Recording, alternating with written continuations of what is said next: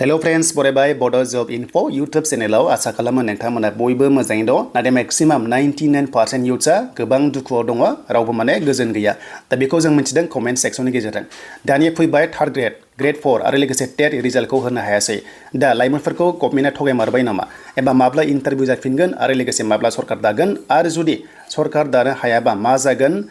जोंनि युथ्सनि खस्थ' खालामनाय एबा जिनेखि थांखि बियो गासैबो बरबाद जासिगोन नामा दा बेनि सायाव जों सावरायगोन बेखायनो भिडिअखौ नोंथांमोना जोबजासिम नायबानो जाबाय जाहाथे नोंथांमोना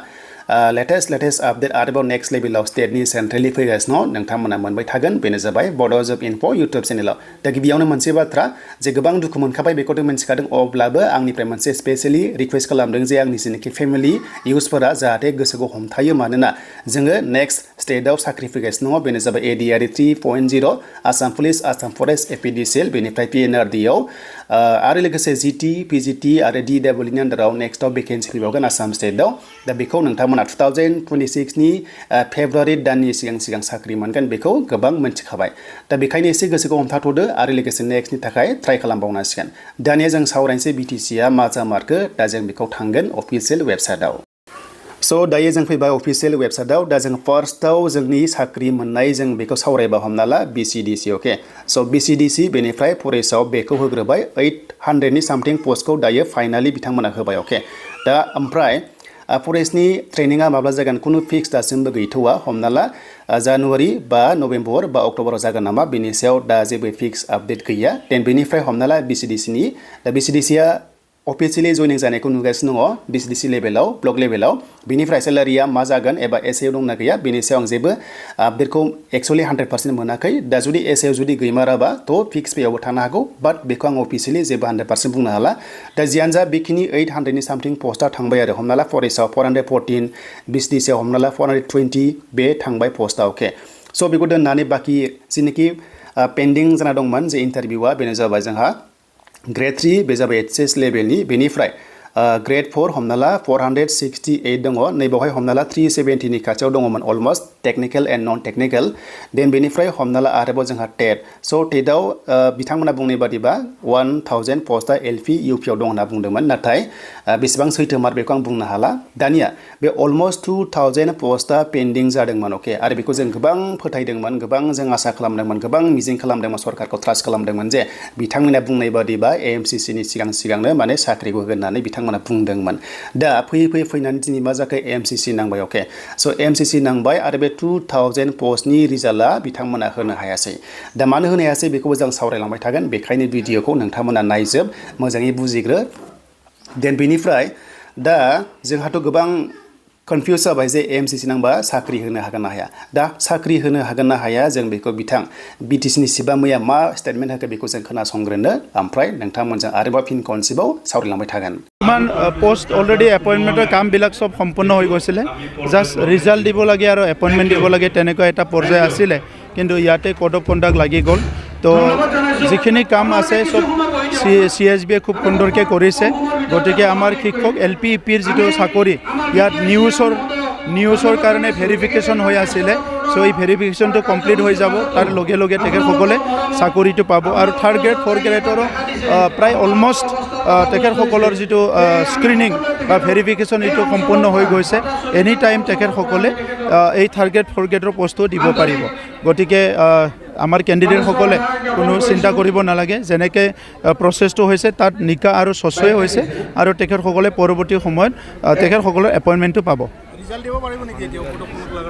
নাই ৰিজাল্ট দিব নোৱাৰিব যিহেতু তেখেতসকলে কামটো এটা লেভেললৈ লৈ আহিল আৰু ইয়াত জাষ্ট এটা ফিনিচিং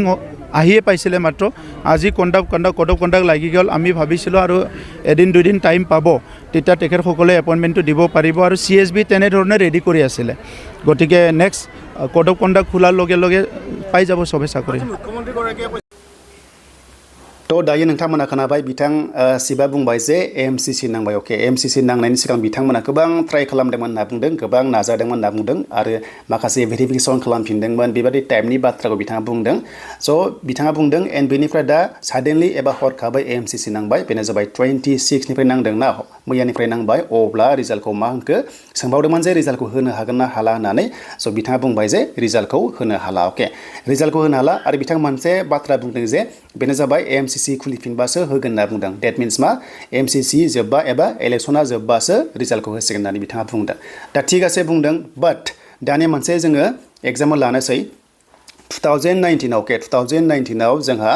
मोनसे फरेस्टनि फिजिकल टेस्ट जादोंमोन BTC आव आरो बे समाव सरकारा गुबुन सरकारमोन एबा एक्स सरकारमोन अके दा बै समावबो बिथांमोना फिजिकल टेस्टखौ साक्सेस खालामदोंमोन अके फिजिकल टेस्ट साक्सेस खालामदोंमोन नाथाय एग्जाम स' बे एग्जामखौहाय साक्सेस खालामाखैमोन माने पेन्डिं जादोंमोन बाथ्रा जाबाय बे समावबो इलेक्शन खाथिमोन अके हमना ला इलेक्शन खाथिमोन आरो लोगोसे इलेक्शना जामारबाय आरो इलेक्शना जानाय लोगो लोगो बिथांमोननि सरकारा माने सरकार दानो हायासै दा सरकार दानो हायासै नालाय बिथांमोना मा जाखो बे एग्जाम फरेस्टनि जिनोखि फिजिकल टेस्ट पास खालामखानाय बेखौबो लानो हायासै केन्सेल जाबाय माने गासैबो रिलियानो केन्सेल जानानै दा जेरै BTC आव गोदान फरेस्ट ओंखारदों बेबायदि ओंखारदों अब्ला बेखौ जों नोजोर बोयोबा जुदि दानि हमना ला रावबो सरकारा रावबो हमना ला XYZ फ्रा गावसोरखौनो कन्फिडेन्सआव सरकार दानो हागोन होननानै